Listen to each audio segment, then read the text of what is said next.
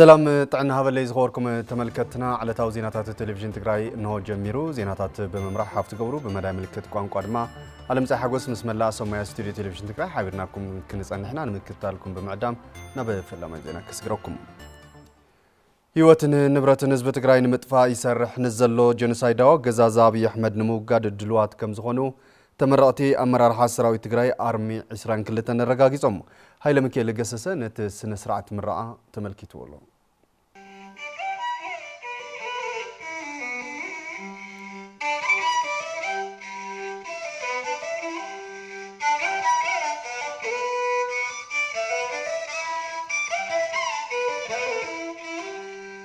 سراوي تقرأي أرمي إسران كلتن كام مرح حايلي نلعلي كالايزور زهاو وتهدران بوليتيكاون سلطنا زازمو أمرارحا أمريقم عزازي أرمي إسران كلتن تقرألاي قبرك زافير قبر سلامم ببدرجو نزلو أمرارحا سراوي تقرأي أرمي إسران كلتن حلواتن دحنتن إزب تقرأي نموحاس أبزقبر بهراو مخاتها زتوهاوم تلقو بزقبا نمفتسام زخل بوليتيكاون وتهدران سلطنا كم زتوهاوم أفليتم أرمي إسران كلتن كاب حلف تمكرو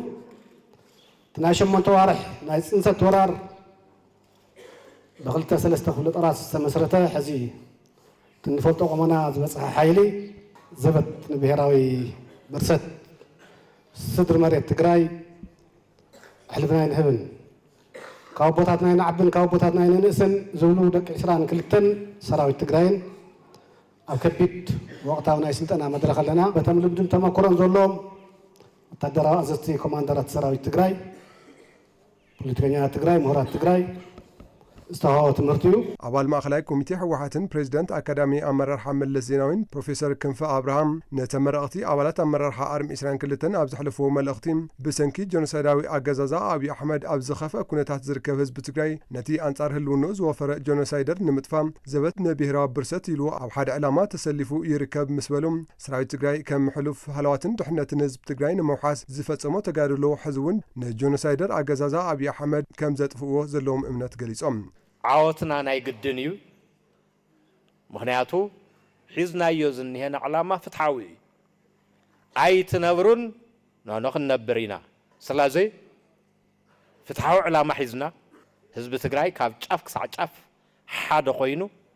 نحنت علامة إي تسلفو زنه بواغن حوحاتون بقع عمرار حان مهاب ملؤ دلونتنه منقس تقرايون سالا صعره حزب تقراي سالا عقمتات مغاتا ناب نور بوتو تمليسو اب حصير غيزي بزح سراحتي يسرح الله كاو كلن لعلغن نايت بوليتيكاو قالس بالحجاف زخونكم سراويت كمت كل زمسكرو حزي فتاون صلاان اب دلدل قمنا تلقو نمفصام اب غب قمنا خمزلو سلازي كل بحد لبي نحنت علامة ندحر وفيرو زخبد نجار كم زيلا دلا يقات أمون كن سجرو خمن نخل كله خط أمامن زلون تأمامين زلونيو مساء وانا تزلوا قدمين عزهلو تررز بالعقبة مستساجرنايو رهو مساء خمزهلون تجراي مدرة تاريخية كاو كل اللي على خاء ندكا مدرة تسفاخم تخون نرجع قصلون وانيو على في من محضر حيل سراوي تقراي تقرالاي قبر صادق بوغونم لونا حزب تقراي نموحاس زلو انكم ممارتي بجغنت مقلاس مخانو بمغلاص نازين معواد دما سراويتنا ببوليتيكان وتادراوي قومنا بوقع خوينو تلخو ببقعات كفصم يلوم نتخاتال اوان وتادراوي بوليتيكاوي سنولبوناوي اكالاوي بقعات سرغاق سلطنا ناكايدكم يخمصيهم حدا تقادالاي حدا أبال TDF زسلطن منتايو حزب تقراي كونه سراوي تقراي TDF بملؤ زسلطن عقمو زعبي زي تودئن ايتم سماعتات صنوع قال كيدان سلازلو حدرين ايتم سماعتات مودؤ نمبصح كم وتادر كم تقادالاي ابزي يقوار سلطناي كاتو زلو እዚ ሕዚ ስልጠናኹም ትትዛዝሙ ዘሎ ጭቡጥ ኩነታት ድማ ጸላእትና ክሳዕ ዘይደቀሱ ጸላእትና ክነጽነቱ ኮሚና ዝብል ሕልሞም ክሳዕ ዘይቀየሩ እዚ ድማ ብልመናን ርእስና ድኒናን نحالفو نجار سلزي كونه زيهم كلهم ناي تجري ربحاتات تبهايلهم استجلسوا تفناقلتنا مبلاس لؤلاوي حق منقستها مريتنا مبلاس أبتحت صلاة زلو هزبنا ساق زلو هزبنا حرام وصا تعصوان كبان سلحتاو انتت مكل خال زكال حزون عدك خاب بمستام حزون بحرانه حزون دلونتك بمرققات زبت نبيهراو برسات زبل شرحون حزكا هلونانا انرقاقص قالو تግራይ ካብ ጽንተት ትድሕነሉ ኣብ ልዕልቶም ደመኛ ጸላእታትና ኣብ ልዕልቶም ትግራይ ከጥፍኡ ዝመጹ ዘለው ጸላእትና መቃብር ይሞ ጉቡኹም ንኽትፍጽሙ ሓደራ ክብል ይደሊ አባላት ሰራዊት ትግራይ አርመን 43 ህልውና ህዝብ ትግራይ ንምሓዝ ካብ ህዝብን መንግስትን ዝተዋሃቦም ተልእኾ ብብቕዓትን ምፍጻም ኣብ ዘኽእል ቁመና ምህላው መረጋጊጾም ካብቲ አርመን ዝተረኸበ ጸብጻብ መሳርሕትና ገብረ መስቀል ኪሮስ ከምሳብ ካርቦይ አባላት ሰራዊት ትግራይ አርመር 43 ህልውና ህዝቢ ንምሓስ ዝካየድ መኸተ ንምዕዋት ኣብ ዝለዓለ አካላውን ስነልቦናውን ድልውነት ከም ዘለው ይዛረቡ ድልውነቱ حصرتنا وحدنا وتهدروا ساينسن وتهدروا طب وتهدروا لنوت وسيدو او صبو مرالنا او صبو ونحرانا نزركه بور ነገር ተዘጋጅና አይና ፍሩን ለሐለፍ ለሌ ማለት አካላው ሆኖ ወይብስና አምራዊ በሁሉ ጽቦ ይዘለ ይዝላን ወልገርሚን ድልውነት ማለት ሁሉ ስልጣናታት ለግበና ስልጣናታት ወዲና እዚህ ወዲና ተዘጋጅና ነና ሙሉ ድልውነት ተወዲ እዚህ ተም አባላት ሰራዊት ባግ ኩናት ሃሊጎም ከይኮነስ ኩናት ብማዕዶ ንምትራፍን ጸላይ ካብ እከይ ተግባሩ እንተዘይ ተቆጥዩ ድማ ሲዕርካ ህልውና ትግራይን ተጋሮን ንምርጋጽን ዝተገበረ ድልውነቱ ከም ዝኾነ ይገልጹ ግዜ ምጉታት ትርጉም ይውሊ ያው ቁርጽ ኻፈለትካ ብቱ ልፍታህ መፍትሒ ንኸንፈትሕ ይልጽበ ያው ማዕዘዲ ተጋዳይ በዝሒ ማዕዘዲ ሰዓቲ ግዜ ይልፈልሎ ኩሉ ሻዕም ኢና አጀንዳ ንኸፍተሉ معز مخان إيو كل شيء الصبح. عندما قلس علامة سراوي تجري جزء حدنا تجرين لعل شديش عمت أبى كين داز أنزلوا تمازوالي نمربطو مملاس المخانون أتم أول سراوي تجري يحبرون. عندنا حران هون صدق يتملس جزء مريتنا هنا ملس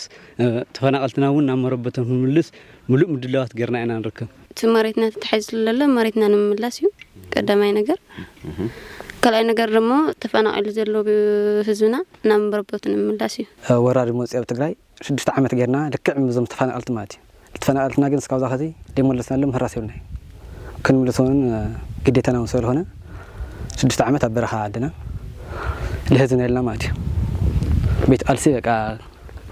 أو لك عكنا وصحينا. نتجري تجمعات بزحي بوصاك بيت قلت تدخلها بزح بصلاة كبعنا له صلاة اللونا. بتو تنام جماعتنا فيدرال منقص البالتو ناي صلاي لسهم اللي بتفايتوا عند علمنا كولت وشدش عمت ملو أو كنا تتوتي على تمزلاينا تمزالي لو مربوط بالمناسي بناي صلاتي حسوت تتاليلهم عدم حديقهم ناب إيد صلائي زخدو زلو من عسي ناب ونقم كملسو أبلا سراوي تجراي أرمر بعن سلستن سويهم سرعة برلصقنا مريت تግራይ ፈትዩ ከም ዘይህብን መፍትሒኡ ድማ ሓበራዊ ቃልሲ ምዃኑ ኣባል ጽላል ሲቪል ማሕበረሰብ ምዕራብ ትግራይን ጸሓፍን ገብረ ሚካኤል ነጋሽ ገሊጾም ገብረ ሚካኤል ነጋሽ ነዚ ዝገለጸ ምስ ዲጂታል ሚዲያ ቴሌቪዥን ትግራይ ኣብ ዝገበሮ ቃለ መሕተት እዩ ተስፋይ ታደሰ ነቲ ቃለ መሕተት ተኸታቲልዎ كم معراو تجراي استمزاولن أول صلال سفل محورس معراو تجراين صحافن جوري ميكائيل نجاش مس ديجيتال ميديا تلفزيون تجراي أبز جوروك على محتت قداي تمزاولتي معراو تجراين بوليتيكا وكنتات تنتينوم حزب معراو تجراي كم ربطو بجفعي كابس تمزاولم أساس شدش عمتات كم زحالفو بمجلس إذا جزيان وبزحات تمزاولتي عمتات سقايت ميتن موتن كم زخونة جليزهم قبل على حزب تجراي زولز أجام ملكوك أيرنبر كم زي تودز جلس جوري ميكائيل نجاش بفلاي عم معراو تجراي فص أمزلو جفعتات نملا تجراي كتو استراتيجيكاو حدقات مخانه مرديوم اتو كينات بطيط راح زي كونس بقطوا بحقن بسنه لبونان يقصلالو كبل زغلصه ገብረ ሚካኤል ሰብአዊ ሓገዝ ከም ፖለቲካዊ መሳርሒ ይጥቀመሉ ምህላው ገሊጹም ሒዙውን ኣብ ምዕራብ ትግራይ ዘሎ ኩነታት ከም ኢኮኖሚያዊ ጀኖሳይድ ንብረት ተጋሩ ይወረርን ይሽየጥን ኣሎም ከምኡውን ኣብ ባንክታት ዝነበረ ገንዘብ ብዘይ ሕጋዊ መንገዲ ይውሰዳሉ ክብል ሓቢሮም ምኽንያት መከራ ተመዛበልቲ ተሓታቲ መን እዩ ንዝብል ሕቶም ገብረ ሚካኤል ቀጥታው ተሓታቲ እቲ መሬት ተቆጻጸረ ሓይልን ነዚ ድማ ደገፍ ዝሃበ ፌደራል መንግስትን ምዃኑ ረድዮም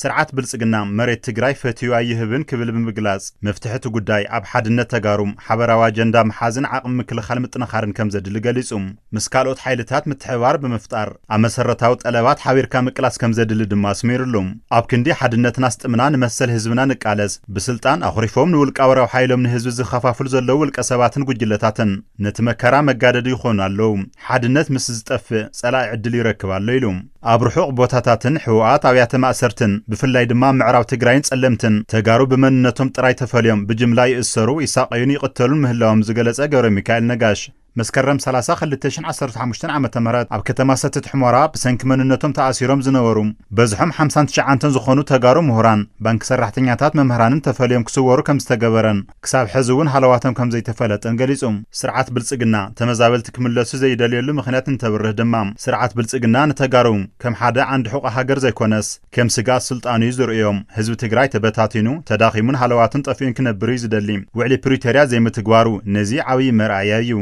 ኢሉ ንህዝቢ ብጥሜትን ናቐጽዕም ነቲ መድሕን ህዝቢ ዝኾነ ሰራዊት ትግራይ ንምፍራስን ተጋሩ ንምክፍፋልና ሰርሐ ጸኒሑ ኢሉ ስርዓት ብልጽግና ብባህሪኡ ኣብ ሓይሊ ዝተመርኮሰ ስለ ዝኾነ ብልማኖን ብሰላማዊ መንገድን ጥራሕ መሬትና ክመልስ እዩ ኢላ ይሓስብን ድማ ይብል ስርዓት ብልጽግና መሬት ትግራይ ፈትዩ ኣይህብን ዝበለ ገብረ ሚካኤል ነጋሽ ነዚ መፍትሒኡ ኣብ ውሽጥና ዘሎ ምክፍፋል ደው ኢሉ ሓደ ዓይነት ኣጀንዳ ሒዝና እንትንቃለስ ጥራሕ ኢሉ ኣብ ትግራይ ሓደጋ ድርቅን ከየጋጥምን ዓርሰ ምርኮሳን ምብራኽን ኣብ ልምዓት መስኖ ክንረባረብ ይግባእ ኢሎም ሓላፊ ቢሮ ሕርሻን ሃብቲ ተፈጥሮን ትግራይ ኣይተ ኣለም ብርሃን ሃሪፈዮም እቶም ሓላፊ ነዚ ዝገለጹ ቢሮ ሕርሻን ሃብቲ ተፈጥሮን ትግራይ ምስ SNV ዝተባሃለ ትካል ብምትሕብባር ኣብ ምብራኽ ልምዓት መስኖን ሆርቲካልቸርን ኣመልኪቱ ኣብ ዝተኻየደ ዘተ እዩ ታደለ ዳኘው ንዘዋደዶ ጸብጻብ ፍስሓ ጽዮን ገብረ ኣበዝጊ ክቕጽል እዩ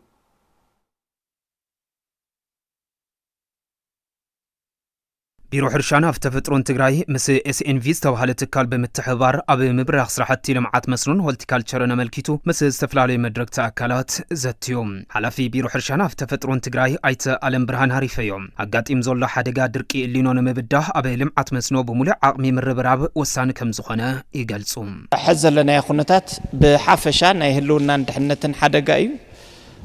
ካውዚ ድማ ቁጠባዊ መልክዕ ናይቲ ናይ ህልውናን ድሕነትን ሓደጋውን ገዚፍ እዩ ተፈጥሮአዊ ሓደጋ ወይ ድማ ኢሊኖ ዝምልከት እውን ኣብ ጠቕላሊ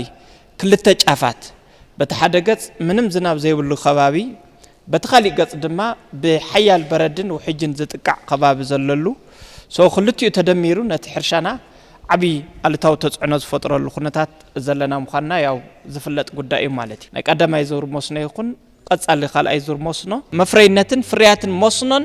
ተጠቕላላ ካብ ጽድያ ንረኽቦን ማዕረ ዝኾነ እታወት ማለት እቶት ብመሰረቱ ብሓደ ብርኪ ሓፍ ክነብለሉ ንኽእል ኩነታት ንኽንፈጠር ዝሕግዝ ስለ ዝኾነ ብስፍሓት ንምትግባር ዘኽእለና ምንቅስቓስ ክንገብር በዘጋጣሚ ዝገልጽ ይደሊ ሪጅናል ዳይሬክተር ትካል SNV ኣይተ ተስፋይ ገብረ እግዚአብሔር ብግድኦም ኣብ ልምዓት መስኖ ዘለው ጸገማት ንምቅላልን ሓረስቶት ተረባሕቲ ንምግባርን ትካሎም ኣድላይ ደገፍ ከም ዝገብር ይረጋግጹ ኣብ ጣብያ ዘለው ጀሚሩ እስካብ ላዕሊ ዘለው ሰሙያታት ዝለዓለ ናይ ዓቕሚ ህንጸት ስራሕቲ እናሰርሕና ተደጋጋሚ ዝኾነ 10 መዓልቲ ዝጸንሕ ስልጠናታት እናሃብና ይወቅዕ ለው ቶም ሰሙያ ስለዚህ ትስራሕ ብሞያ ክምራሕ ይኽእል እዩ ዝብል ዓብይ እምነት እዩ ዘለና ኣብ ሴክተር እዚ ዘሎ ጸገማት ጠሚርካ ምትእስሳር ምፍጣርን ናይ ቀጻሊ መፍትሕታት ምቕማጥን ይኸውን ሓደ ፕሮጀክት ይወጽእ ይኣቱ እዩ ቢሮ ሕርሻ ግን ምስ ሓረስታይ ስለ ዝነብር ዝስራሕ እዚ ኢንስቲቱሽናላይዝ ጌርና ክንወጽእና ትሳይ ዘሎ ናይ ፕሮጀክት ዓላማ ኣብቲ መድረኽ መዛተይ ጽሑፍ ዘቕረቡ ዳይሬክተር ልምዓት መስኖን ሆርቲካልቸርን ቢሮ ሕርሻን ሃብቲ ተፈጥሮን ትግራይ ኣይተ ሃይላይት ኣደለም ኣጋጢም ዘሎ ሓደጋ ድርቂ ንምክልኻል ዝምጥን ስራሕቲ ልምዓት መስኖ ምትግባር ኣገዳሲ ከም ዝኾነ የብርሁ ዝተፈላለዩ ዝሓዝናዮም ዒላኣስ ወረያኣስ ዓበይቲ ግድባትስ ለያልምዓ ክለዋ የብለኒ ሃም ቢሮ ሕርሻ ኩሉ ልከኣል እስካዕ ማሕወርና ንልግፈሉ መንገዲ ክንፈጥር ኢና ብሓደ ገጽ እንደገና ተሓረስታይ ኣብ ገጠር ይኹን ኣብ ከተማ ልንዎ እቲ ተጠቃማይ ሕብረተሰቡን ክርድእና ክኽእል ኣለዎ ማለት እዩ እዚ ናይ ግድን ብኩለ መዳይል ዛ ድርቂ እዚኣ መዋፅኦና ኣብ ኢድና እያ ባዕልና እያ ማለት እዩ ኣብዚ ኣቐዲሙ ተምርት ተሎ ላበየ ክሸጦ ሃመ የገብር ኢሉ እውን ክሓስብ ተሓረስታይ እውን ኮመርሻላይዝ ልክኸውን ኢና ልሰርሕ ኣለና ተሳተፍቲ እቲ መድረኽ ብወገኖም ካብ ልምዓት መስኖ ዝድለ ፍርያት ንምርካብ ኣብ ቀረብ እታወታት ሕርሻን ምትእስሳር ዕዳጋን ዘለው ጸገማት ክፍትሑ ከም ዝግባእ ሓቢሮም ዝናይ ሆርቲካልቸር ዕቤት ክንዝግባእ እኳ ተሰሪሕሉ ኣይብልን ግን ብዙሕ ክሰርሐሉ ስለ ዝግባእ أبزي تحجزون توافرون زلهم تكالات كما سكندلي لو معت قريب زلون بزحنا غير كمهرنان غزالايون أسفينا عن سرح بالزقات من نازلنا إلى القناتون غزالاي أو حاجة أسفينا عن سرح جبرنا يزور حزب بايتا زلوا شبوت صجم نجنزوهم أو في محورة ما أخل سلزلنا كم صجم زجلز تناي على قامة الساري حزب بركت زي لما نسيلا ناي مسنو صراحة توافيروس مثلا على قامة السار صجم عوي صجم يرى مالتي حزب أودا كتما تخيل هس شجورتي بيت مرت تخزينه جزعة بيلو من تبتعات اللون على قاس صجم اللون مالتي نزيخ عقفت حزق الزناي أجرو بروسيسينج صراحة أجرو بروسيسينج ناي متنخاري بزتفلالو أماراتنا بخمس بس حزلوا زينات التلفزيون تقرأ مكتال تركوز خبركم تملكتنا حريهم التلفزيون تقرأ غيركم تكتاتوا لسلسلة لهم دما كبرتي عبد النابنبال نابز أصل زينا الماكس غركم أب زوادو تقرأ حسر الزناب كسعوز الحدقات درك إن من كايس راحتي عقبات اللي سالت كمزلو بيت صحفة حرشات زوبا فليتم حرستاي مفرياينة حرشات زعوي سراحتي كسرح بب بركزلو سب مويا حرشا أدلاي حاجز يجبروا كم زلوا دما حبيرو في ساعات ينجبر أبزكي توسخ يزلوا أب زوبا دوب تجري حسرة زناب بزفترو شدش ورداتات تزوبا تتقعت مخانن زر مرداتا كم زلهم على في بيت صحفة حرشات زوبا أيت ملأكو جرماي جليصهم نستحسب بمقبر مثل مفرعينت تحيزو كجات أمزخ الحد قادر كن منكاي نعو زمت انسراحة النات عام كم زمته أرديهم زي قدموا تنبيس لزنورة نحنا بزح من قصص لا جارنا لسه نحنا هنا قلص الخونة بلانونا دالينا هنا نعم 240 تشتش ذاك هكتار كم زوالو لعل 7% أو قلاي أفتن تدرقتي كاوتات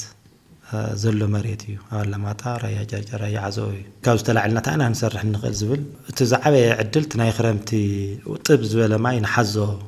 عدلات ترغيبنا سو نحزبل بركز ولا مريتات استفلالي وتقل معك أوتي صراحة لا صراحنا مسناينا كم زوبا بقصالي زهلومات انزنابن كنتات أيرن مسرت تجيرو عبزي تتحيزو لكرمتي صراحة تمسنو حويسو كل مداي حرشا مسرت زجبر من قصقاس كهلو مرداء تفتيرو يسرح كم زلون أي تملاكو حبيروم فلايت قلاسكو حمشتن حسا نايم زرع عدل اللوي ندحر زناب تراخيو زيادة أنك نتكلم نصبر لنا مالتي تموسنا أورد بصفحات أتنايل لنا سوزع شكريول السوزة يخون أنت تعرفوا خلا عدلنا نري كم زوا أنت ناسا شو برادو ساعة واتبر زبالو أو قل لو نسكاب ماشي لان عفون إنك نزور لنا خلا عدل عصوي يخوني تناي مترولوجي تنبياتاتون زي سرعة ناي قوعي الزناب كله خمزقل ملكتاتي ولا السو كم زوا بتعم كنت قوملو نسوته بس حسب تزي بس حون كلم انسسا خوين كوص ولا زغل عدل نتكابي زمت انسرح لا سرحنا كنخرك نخلل النازول بزي الكعتا مدب بلان دالينا بزوا درجه ترددنا بورده درجه اورنتيشن هنا لتحت وردنا يلنا تحت ون سفح مردا يكبر لله ببركوز ركبو سوميا حرشا زلو حزرت زنابن كغاطم زخل درقن كابتوم حدغاتات لونا حد مخان ترديوم حرستاي مفراينوت كعب زحجزو ميلاتات كتقم ابي غون خوينوم ادلاي زبل سرحت كعمو مردا تفطيرو يسرح كم زلون ايتملاكو تزاريبوم تناي حرشا محاور افتناي درق كرار طرح خزناتنا تاعي بقى ولا خرمت كو تزيرف الناس قوعك مصناي شمبرانا كزعنا زرينا دوعلنا انسانا نحزنا كنوصينا بزحيت ጫናና غزول افتي حارستاي صبق منفس نريول لنا بتلي نقول لك دستوكينج ينبراتات تايدا بقى او قوع زناين سني برغطانيነት بتلمود كالندر وسيدنا ننسى زغون كلم فراين خلينا نعنا زمسل بلان ندالو زلون تردادينا هنا تاتبلع اخلي بناي انسسا تواصو ماخل غيرنا نتكا يالو المدوينا حزنا زلنا من تهلاو زكايد كل مداوي قالسن معوات مدنفع وشطاو توتن مبرخ كل مداوي عرس مركوسان ممارص زيبلو غداي هلاو مخانو بمردا محبرسب نقدي غبو كفصم بعل مزي لمعات اوتوت تግራይ فليتوم بعل مزي لمعات اوتوت تግራይ وشطاو اوتوتن مدنفع زعلم وعلا مس توكلتي محبرسب نقدن مداركتا اكالاتن اساليتو صبصاب تعغست كيروس تخطاتينا نملس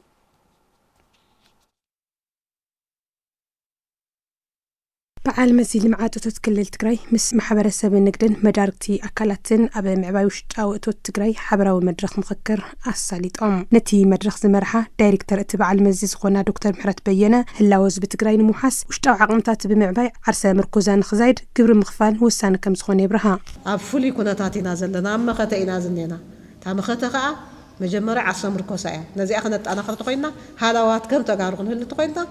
عسنا ንخال ክንብል ከለና ኸኣት ዘለዎ ይኽፈሊና ንብል ዘለና ምዕሩይ ስርዓት ከፋፍላ ግብሪ ንክህሉ ተዋዲድካ ምስራሕ ከም ዘድሊ ብምንፋትን ብኡቢልካ ድማ ውሽጣዊ እቶት ትግራይ ምድንፋዕ ከም ዝከኣል ዝጠቐሱ ድማ ፕሬዚደንት ንግዲ ዘፈር ማሕበራት ትግራይ ኣይተ በሪሁ ሃፍቱ እዮም ትነጋዳይ መጀመርያ ሕጋዊ መስርሕ ይደሊ ስሉጥ ሰለጤን ዘለዎ ግልጋሎት ይደሊ ፍትሒ ይደሊ ነዚኦም ንምርግጋጽ ተቀራሪብካ መስራሕ ከደሊ እዩ ኣብዚ ንዖም ቶም ግልጋሎት ሰም ክረክብ ክኸፍሎ ዝግብኦ ግቡውን ክኸፍል እዩ ፀገም የለዎን ግን ድማ ነታ ግልጋሎት ነታ ፋይሉ ነታ መዝገቡ ንኸግኒ እንድሕር ፀገማ ዝፈጠሮ ኮይኑ ተወሳኺ ክፍል ዝኸፍል እንድሕር ኮይኑ ኣብቲ ስርዓት ዘሎ እምነቱ እውን እናተሸርሸረ ይኸይድ ተረባሕነቱ እውን ኣይረጋገፅን ሓላፍነቱ እውን ኣይዋጣጥና ኣብዚ ተቀራሪብና ንሰርሐሉ ዕድል ክፍጠር ምኽቲ ክሕል ስለደለ ኾየ ማሕበረሰብ ንግዲ ብግዲኦም ትግራይ ካብቲ ተነቢሩላ ዘሎ ማሕበረ ቁጠባዊ ክልከላ ንኽትናገፍ ውሽጣዊ እቶት ንኽዓብን ጉቦኦም ከም ዝፍጽሙ ብምግላጽ ኣብ ከይዲ ስርዓት ምኽፋል ግብሪ ዝረኣዩ ገለ ክፍተታት ክእረሙ የገንዝቡ ተዓዲ ናይ ኩላህና እያ ናይ ኩላህና እያ ንዓኹም ነወይንኹም ኣይኮነትን ንዓና እውን ነወይንና ኣይኮንና ተራዳዲእና ብይህን ምሂን ንሕና እውን ቶም ንገብሮም ሓደ ሸፈጣት ገዲፍና ናብ ሓቂ ንመጽእ እስኻትኩም እውን ተው ተሪእና ሓደ ነገር ደስ ዘይብሉ ነገራት ፈቲሕኻ ብይህን ምሂን ተንመሓዳደር ነዛ ዓዲ እዚኣ ነዛ ብዜሮ ትራባሕ ዘላ ክልል እዚኣ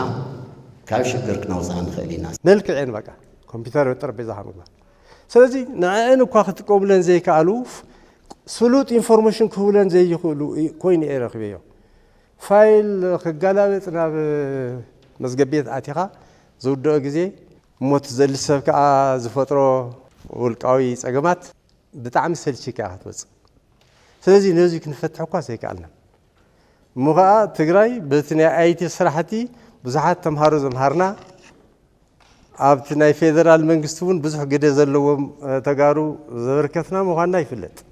እዞም ነብታትና ይህሉ ኾኑ ግን ነዚ ንሰርሐሉን ዘለና ክብል የደለ ኣብ ኩላትና ርድኢትና ናይ ግብሪ ስርዓት ከፋፍላ ርድኢት ብቦይን ነርና ሕዚ ግን ካብ ግዜ ናብ ግዜ ላተመሓየሸ ይኸድ ኣሎ ውዕል ኣሲረ ዝኾነ ስራሕሲ ከይጠፍእ ዝኾነ አንኮንዲሽናል ጋራንቲ ገዛ ትሒዘ ኮሚሽን ባንኪ ክትሕዘልካ ኢሉ እዩ ተስርዓት ይኸይድ ኣሎ እምበር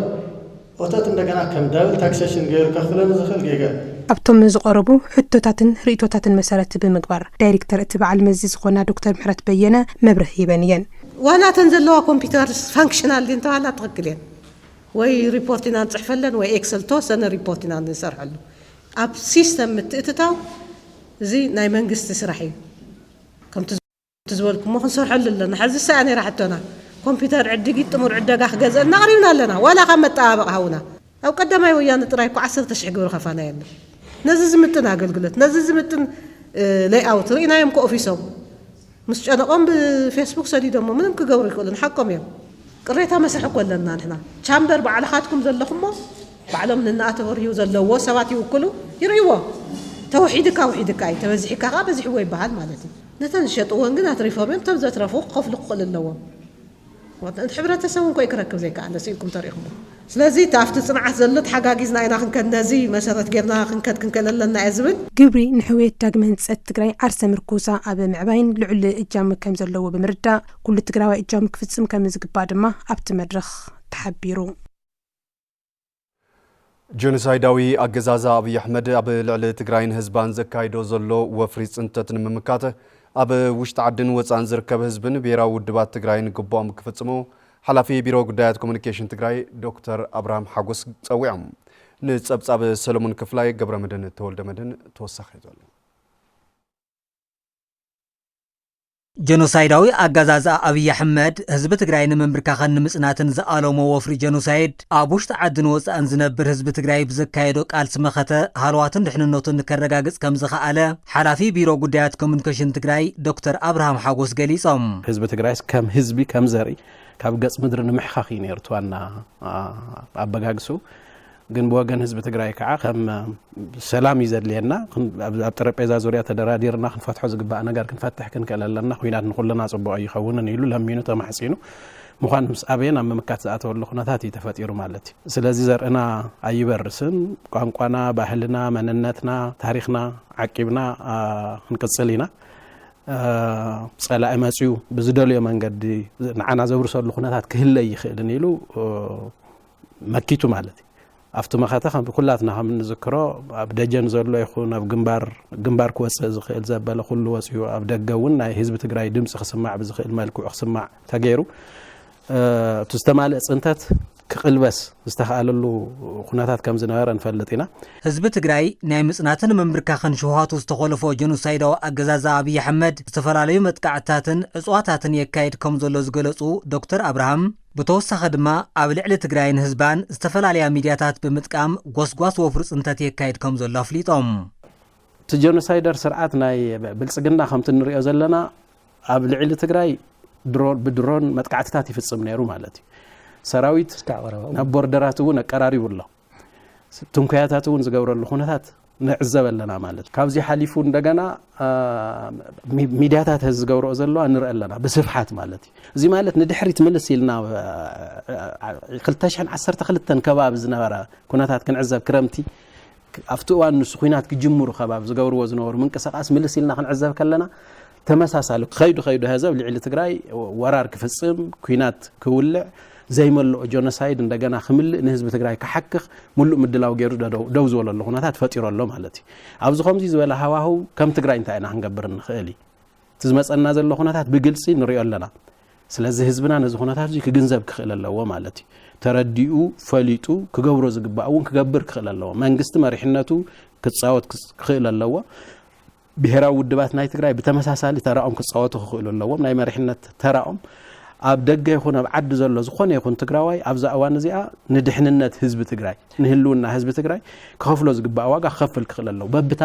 ኮንትሪቢዩት ክገብራ ዝኽእል ወይ ድማ ኣስተዋፅኦ ክገብራ ዝኽእል ክገብር ክኽእል ኣለዎ ማለት እዩ ኣብ ልዕሊ ህዝቢ ትግራይ ዝካየድ ዘሎ ወፍሪ ጽንተት ንምምካት ኣብ ውሽጢ ዓድን ወፃእን ዝርከብ ህዝብና ዘበት ንብሄራዊ ብርሰት ኢሉ ንምርጋጽ ሃልዋትን ድሕንነትን ድሉ ከም ዝኾነ ድማ ዶክተር አብርሃም ኣረድዮም ጸላእ ከብርሰኩም እየ ይብለና ኣሎ ማለት እዩ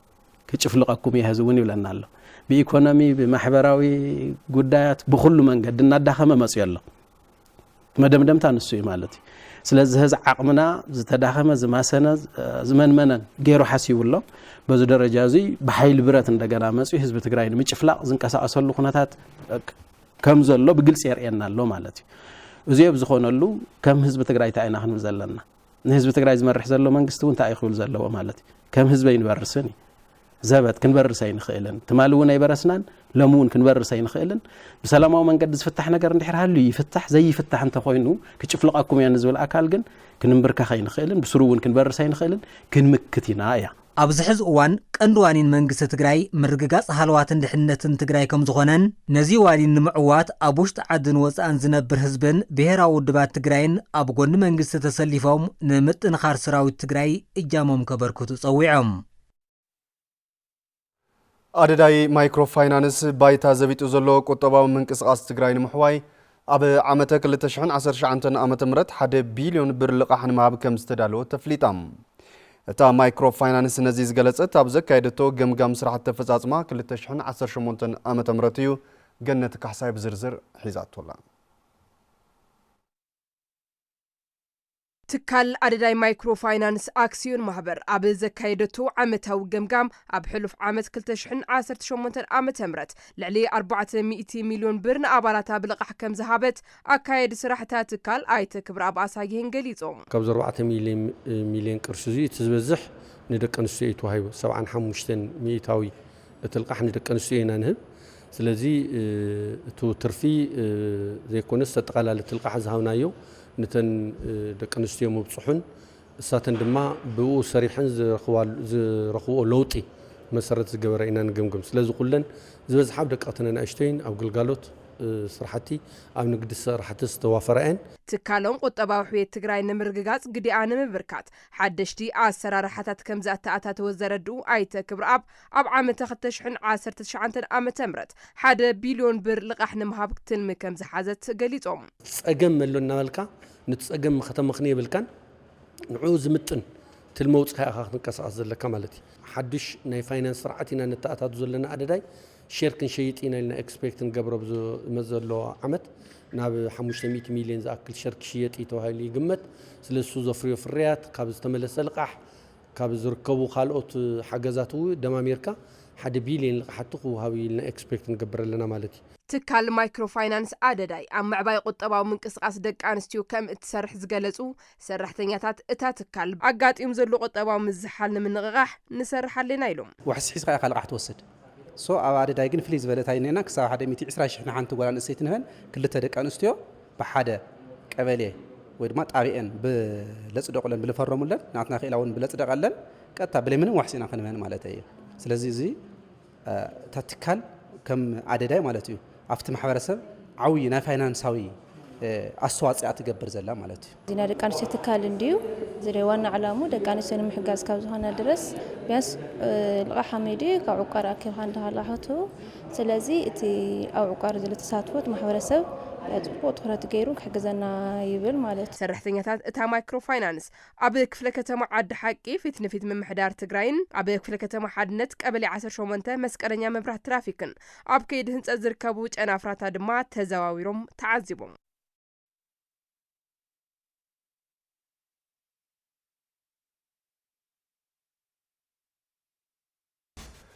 ዜናታት ስፖርትን ዘቀርበልና መሳርሕትና መርሳ ሃይላ መስጊነ ዝኸበርኩም ተመልከትና ነዛዕለት እዚ ዝሓረናዮም ዜናታት ቴሌቪዥን ትግራይ ዞም ክሳብ ሕዚ ዝተኸታተልኩሞም ይመስል ነይሮም ስለ ትምክትታልኩም ክብረት ያብልና በብ ዘለኹሞ ሰናይ ግዜ